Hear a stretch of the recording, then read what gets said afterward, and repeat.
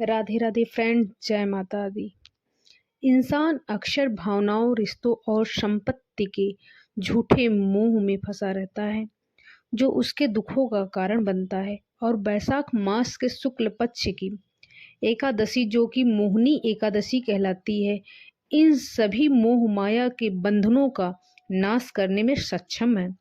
शास्त्रों में कहा गया है कि मोहिनी एकादशी का उपवास करने से जो पुण्य फल मिलता है वह हजारों गायों के दान और कई तीर्थ यात्राओं के पुण्य के बराबर होता है।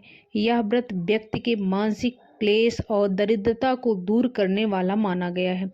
यह व्रत भगवान विष्णु के मोहिनी अवतार को समर्पित है, जिसमें उन्होंने देवताओं को अमृत प्रदान कर असुरों पर विजय दिलाई थी। मान्यता यह है, इस दिन विधि विधान से व्रत रखने वाले और पूजा करने से व्यक्ति के जन्म जन्मांतर के पापों का नाश होकर अंत में उसे वैकुंठ लोक की प्राप्ति होती है। आइए जानते हैं साल 2026 में मोहिनी एकादशी का व्रत किस दिन रखा जाएगा। और इस व्रत एकादशी के दिन भद्राकाल भी रहने वाला है, तो भद्राकाल कब से कब तक रहेगा, भद्रा का वास कहाँ रहेगा, एकादशी और द्वादशी तिथि के दिन कौन कौन से शुभ और अशुभ संयोग बन रहे हैं, हरिवासा का समय कब समाप्त होगा और एकादशी व्रत का पारण करने का क्या समय रहेगा। जानकारी पसंद आए तो वीडियो को एक लाइक जरूर करिएगा दोस्तों, और हमारे चैनल को सब्सक्राइब भी करिएगा। इस दिन एकादशी की कथा भी अवश्य सुनिएगा।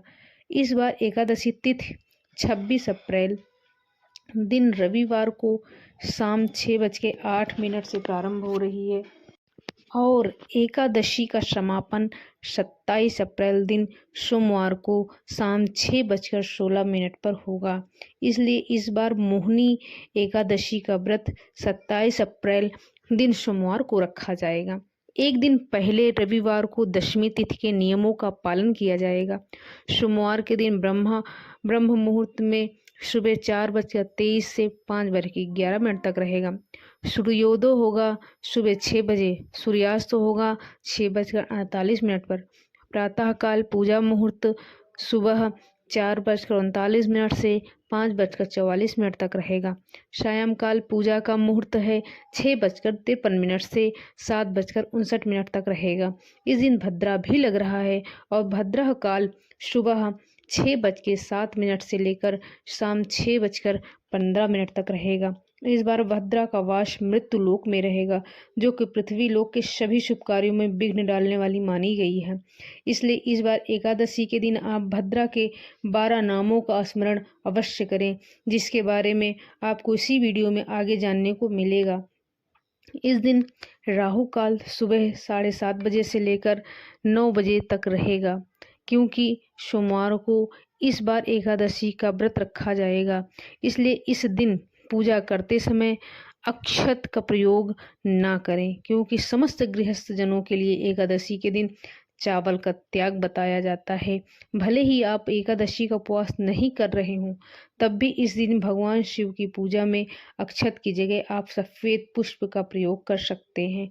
द्वादशी तिथि 27 अप्रैल दिन सोमवार को शाम 6:17 से प्रारंभ होगी। इसी के साथ हरिवासर का समय भी शुरू होगा और 28 अप्रैल दिन मंगलवार को शाम 6:52 पर द्वादशी तिथि का समापन होगा।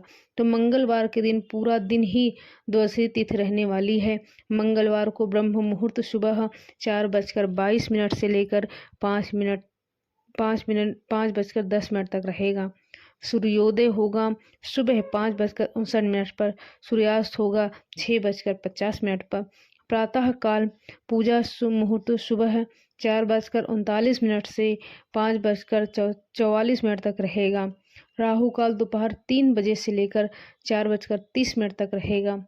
हरिवासर का समय 27 अप्रैल दिन मंगलवार को तड़के 1 बजे तक समाप्त हो जाएगा। देखा जाए तो यह सोमवार की रात 12 बजे के बाद का समय होगा। मोहिनी एकादशी को उपवास खोलने का शुभ मुहूर्त रहेगा 28 अप्रैल दिन मंगलवार को सुबह 5:55 से लेकर 8:21 तक। और एकादशी का व्रत हमेशा निर्धारित मुहूर्त के अंदर ही खोलना चाहिए, तभी व्रत का संपूर्ण फल प्राप्त होता है।